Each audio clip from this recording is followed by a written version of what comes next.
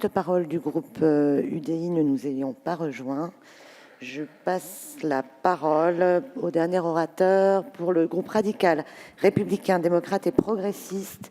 La parole est à Stéphane Claireau. Merci. Madame la Présidente, Monsieur le Ministre, Monsieur le Président de la Commission des Lois, mes chers collègues.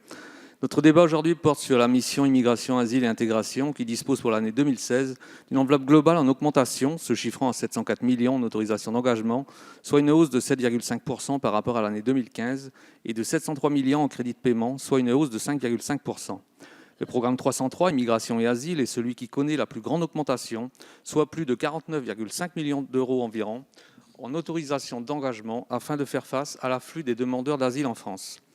En effet, en raison de la pression migratoire et dans le cadre de la politique d'accueil aux réfugiés syriens, le gouvernement s'était engagé à lever des fonds supplémentaires pour permettre l'accueil des demandeurs d'asile pendant la durée de l'instruction de leurs demandes. En ce sens, les actions garantie de l'exercice du droit d'asile et lutte contre l'immigration irrégulière sont les plus abondées afin de faire face à l'importante arrivée des demandeurs et ainsi pouvoir répondre à leurs besoins. En revanche, j'ai noté que l'action circulation des étrangers et politique des visas a diminué de 60% par rapport à son montant de 2015.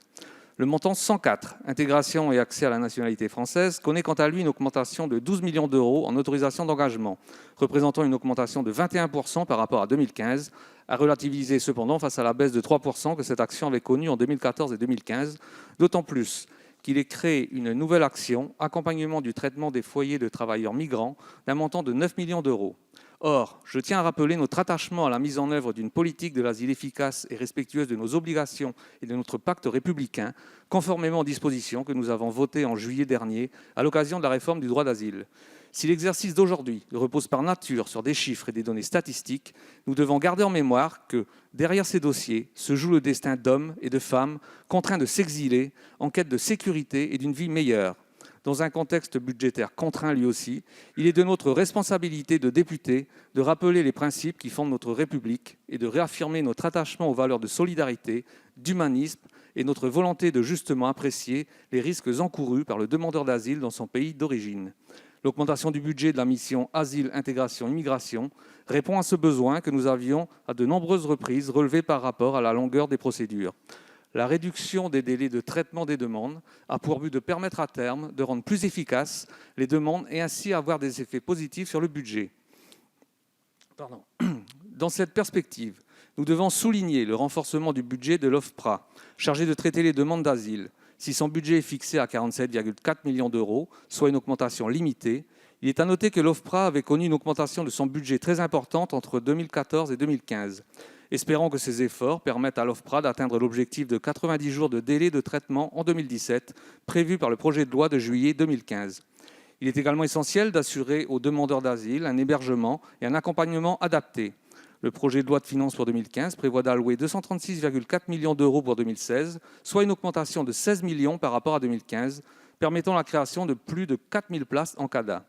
Tandis que dans le même temps, l'hébergement d'urgence est passé de 132,5 millions à 111,5 millions d'euros, soit une baisse de 21 millions, répondant à l'objectif fixé par la loi de réforme du droit d'asile, visant à orienter les demandeurs vers des structures d'hébergement pérennes et non vers de l'hébergement d'urgence qui coûte très cher et n'assure pas la même qualité d'accompagnement pour les demandeurs. Enfin, l'allocation pour demandeurs d'asile, gérée par l'Office français de l'immigration et de l'intégration, est dotée d'un montant de 137,5 millions d'euros. Selon le mode de paiement prévu par le PLF, l'ADA devrait être versée à quelques 44 800 bénéficiaires sur une période de 12 mois, avec un montant moyen d'allocation journalière fixé à 8,39 euros par personne, ce montant est en fonction de la situation familiale du demandeur.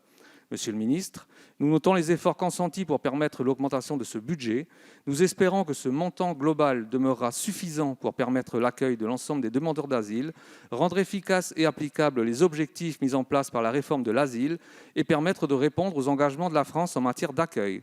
Enfin, nous avons entendu les efforts consentis par le gouvernement et les services de l'OFPRA dans la jungle de Calais, afin de permettre aux réfugiés d'effectuer les démarches dans les plus brefs délais, de disposer d'hébergements et de sanitaires, afin de porter secours aux personnes vulnérables. Aussi, pour toutes ces raisons, et parce qu'ils témoignent de la volonté de redonner du sens au droit d'asile, le groupe 2RDP votera ce budget. Je vous remercie. Merci. Nous en arrivons